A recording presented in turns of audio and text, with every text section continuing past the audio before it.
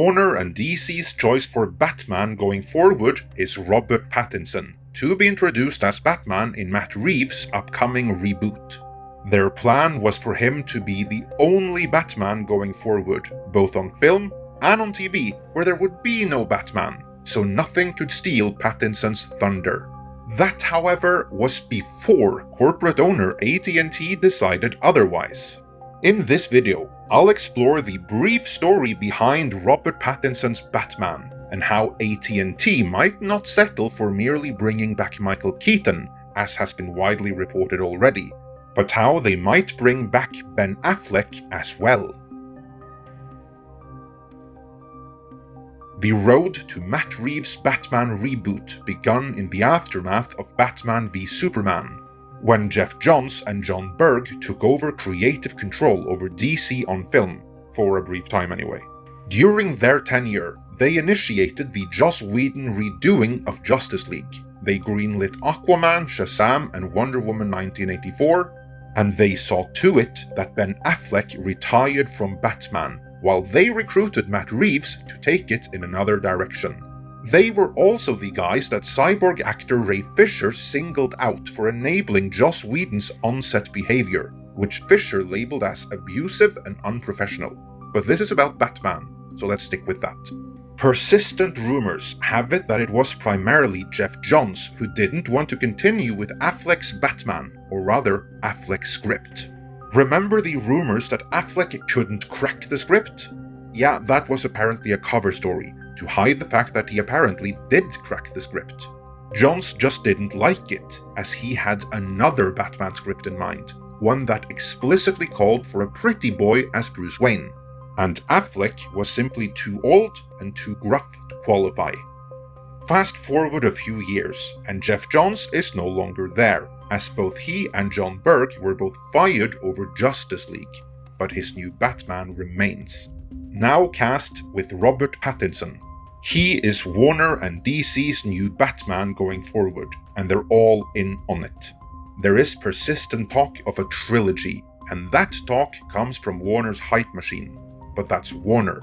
Late last year, AT&T got actively involved, overruling and undercutting Warner and their DC operation at every turn.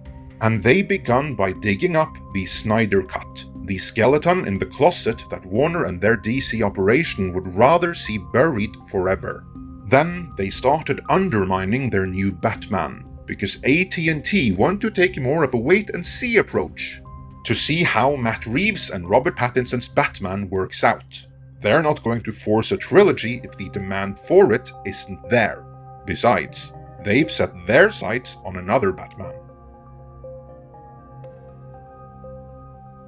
It was always in the cards that the Flash movie would adapt the Flashpoint paradox, presumably bringing back Jeffrey Dean Morgan and Lauren Cohan as Thomas Wayne and Martha Wayne respectively, now as alternate universe Batman and Joker. See, there was a reason such big-name actors were cast for such tiny roles in Batman v Superman. That, however, was before AT&T decreed. Would it not be cool if instead of making a one-off with Thomas Wayne, we bring back Michael Keaton's Batman, and then we keep him around and do Batman Beyond? Warner and DC reportedly weren't too hot on that, as it would steal a significant amount of thunder from Robert Pattinson, their choice for Batman. But if AT&T wants it, that's how it's going to be. While it is not official yet, it is very much within the realm of possibility that Keaton could return, and he might not be the only one. We have previously covered the scoops of entertainment journalist Mikey Sutton, who among other things broke the scoop that Warner on AT&T's behest are pursuing Michael Keaton not just for the Flash movie, but for Batman Beyond as well. Well, Mikey Sutton is back with a special celebratory July 4th scoop.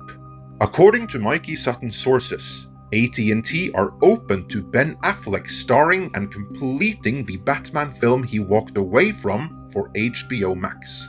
There were rumors that previously circulated about this, and insiders do confirm its chances of happening are somewhat high. However, it all depends on the success of the Snyder Cut. Sutton has heard that Affleck would actually be open to the idea, provided that he is given creative freedom, unlike the interference from Geoff Johns that torpedoed the project to begin with. Mentally and emotionally, Affleck feels ready too, with much less pressure than before. If greenlit, this would be a one-off movie, separate from the Robert Pattinson Dark Knight theatrical film, but set squarely within the DCEU that Zack Snyder originated. With Deathstroke as the villain, it's been said that AT&T wouldn't be opposed to having this be rated mature if the material called for it. Since it's HBO Max, there's no concerns of ticket sales being lost if kids aren't let in. How do you like them apples? Of course, it all rides on the Snyder Cut. If it hits the jackpot, it will be the gift that keeps on giving. In the last few years, I have warmed up a little bit to what Snyder was doing overall, and I always loved Ben Affleck's take on Batman, so I do hope this comes to pass. That's me though, what do you think? Let me know in the comments, and to all my friends in the US, I wish you a happy 4th of July.